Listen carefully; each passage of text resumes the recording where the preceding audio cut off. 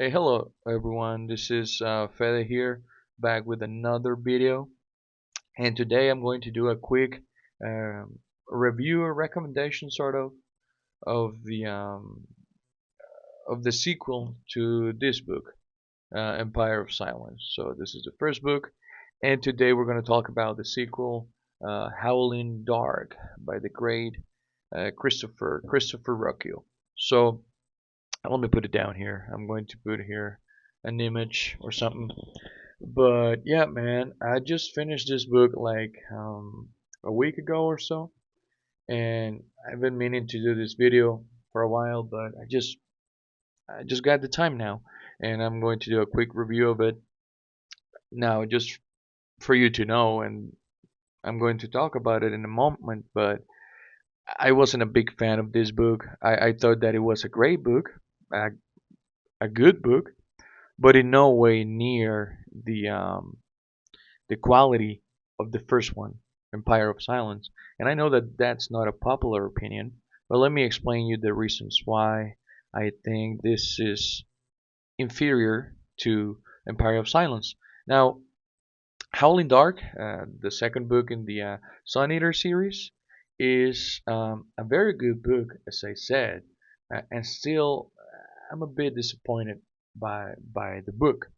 Now, before we get into the details of the review, I just want to say that I know, as I said before, that this is not a popular opinion.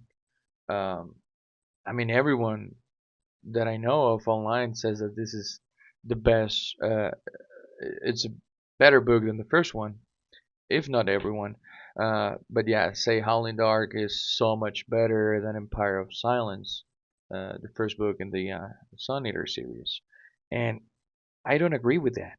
Now, but why? Why do I think that Howling Dark is not as good a book as its predecessor, Empire of Silence?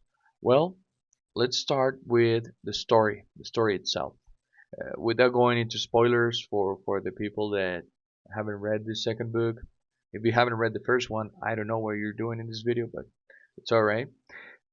So yeah, let's just say that at the end of the first book, the first novel, Hadrian Marlowe, the protagonist, and the gang set out to do sort of an impossible task, right? They start a journey to find and chase myth and legend. Now that's all. That's all I'm going to say about the first book for now. But if you read the first book, you know what I'm saying. You know what I'm referring to. You know what I'm talking about. Now, so they set out to do this impossible task, to chase myth and legend. The story itself is pretty clear, but I can't help to think that the first half of this book, Howling Dark, was a bit of a sort of a slog. It was too slow, man, and nothing really happened. Like the journey to get to the place where the protagonist needed to be didn't have to be that long or that uneventful, to be honest. So if if it was the purpose of Christopher Ruccio for like to make the reader part of that journey, like for the reader to feel and experience a long journey, then I understand, but it should have been done in a better, more entertaining way, right? For me, at least, that's what I think about that.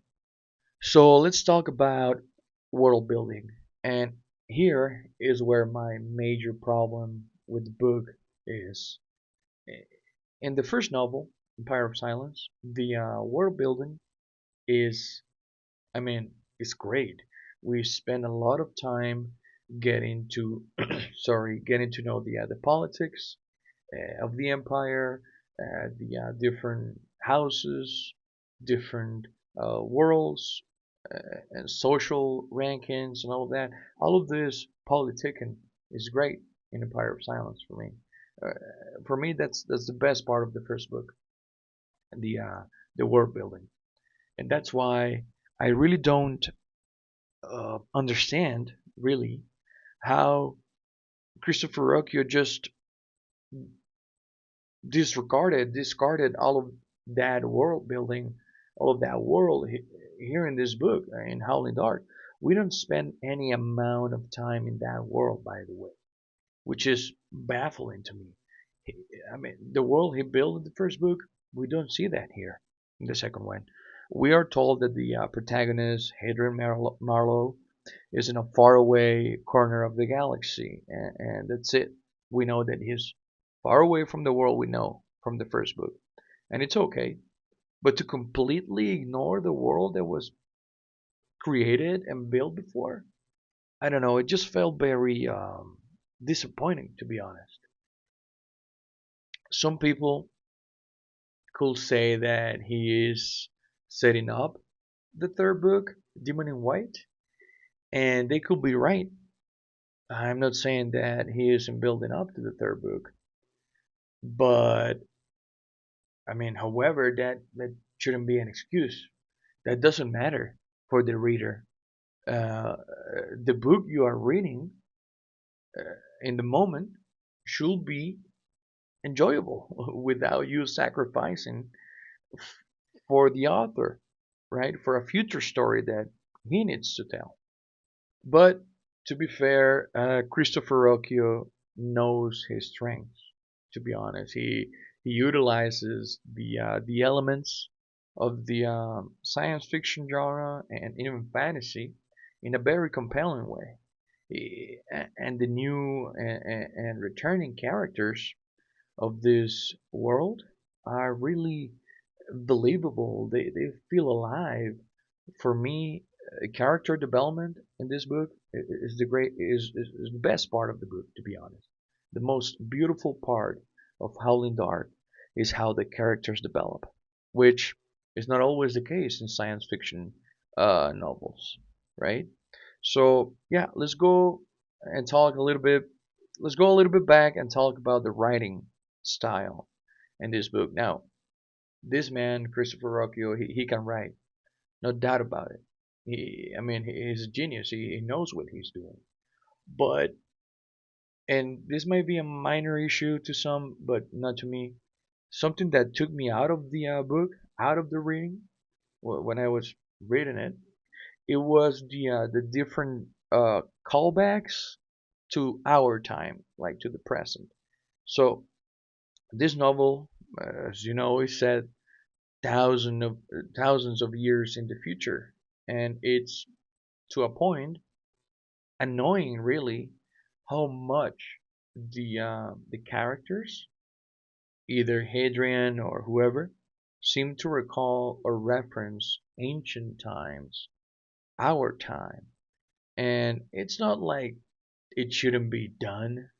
I mean, to give an example, Dune uses this same way of reference, but it's done in a much subtle way, tactful way.